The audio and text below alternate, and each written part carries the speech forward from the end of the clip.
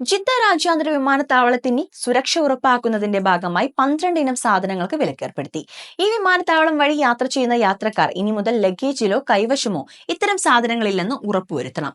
നിയമം ലംഘിക്കുന്നവർ നിയമക്കുരുക്കുകളിൽ അകപ്പെടാൻ സാധ്യതയുണ്ടെന്നും അധികൃതർ. സൗദി അറേബ്യയിൽ സുരക്ഷയ്ക്ക് വെല്ലുവിളി ഉയർത്തുന്ന വസ്തുക്കളാണ് നിരോധിത പട്ടികയിൽ ഉൾപ്പെടുത്തിയിരിക്കുന്നത്.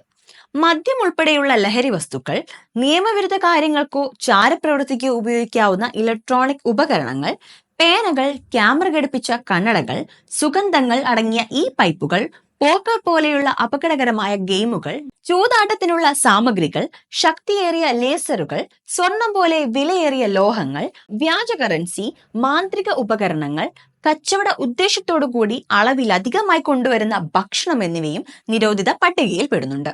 യാത്രാ നടപടിക്രമങ്ങൾ സുഗമമാക്കുന്നതിനും സുരക്ഷിതമായ യാത്ര ഉറപ്പാക്കുന്നതിനും യാത്രക്കാരും ബന്ധപ്പെട്ട അധികാരികളും സഹകരിക്കണമെന്നും വിമാനത്താവളത്തിലെ അധികൃതർ അറിയിക്കുന്നു.